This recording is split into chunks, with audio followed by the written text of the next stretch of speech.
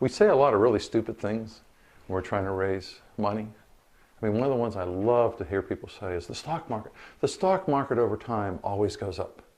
Well, that's like saying the roller coaster eventually comes back into the place it started. Well, why do you want to be in the stock market if it's going to go up and down and up and down? You know, you're going to get, you know, what if you want to get off the stock market? What if you want to get off the roller coaster, I should say? What if you don't want to get sick riding it? Are there times the stock market makes enormous sense? Absolutely. But we need to think about some of the analogies we use, some of the statements we use. We've gotten lazy in the financial professional area.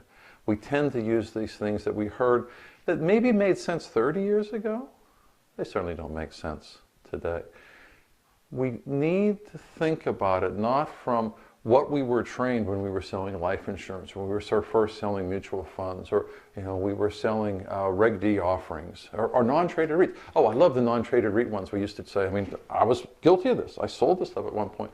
The good thing with a non-traded REIT, you can put it on your net worth statement at $10, and it's still going to be worth $10, 10 years from now, 5 years from now, a year from now. Wait a minute, it was never worth $10 to begin with, because you were putting 85 cents into the ground, it's worth $8.50 the day that you buy it. So we were misleading them. Is it true that it didn't change value every day as far as a public value? True, but we were misleading folks.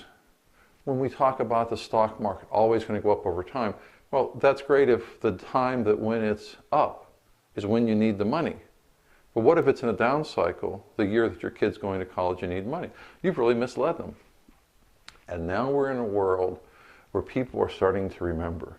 People are recording things on their telephone when you're meeting with them. Having been expert witness recently in 2 different cases, the whole issue of suitability, which you would have thought was fairly narrow. I mean, are they sophisticated?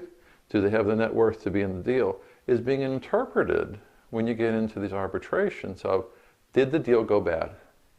And would this person have invested in a deal if they knew it was going to go bad? Of course not.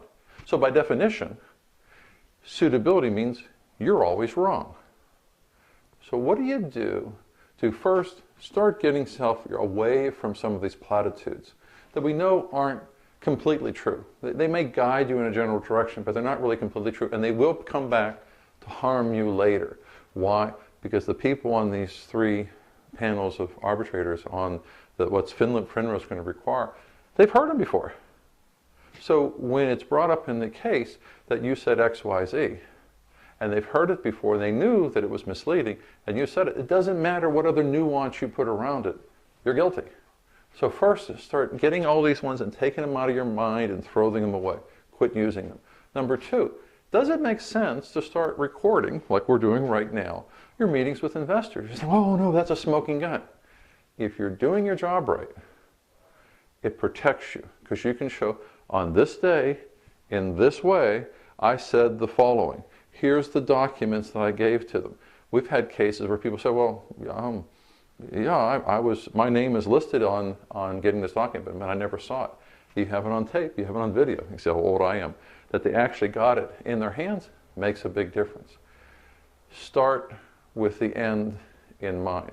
We start with, generally, how do we pull the money out of the investor? That's a salesman's approach. But the world has changed in the world of raising capital. And the world now, the starting with the end in mind, is start with the arbitration hearing. What is going to be heard or said when I'm trying to defend my position as somebody has raised capital? What evidence do I have to show that I met all the requirements? I wasn't using a bunch of platitudes. They did get a copy of the investment vehicle. These are the kinds of things that the world today is all about. And if you and I want to stay in the business, we need to start thinking that way too. Thanks.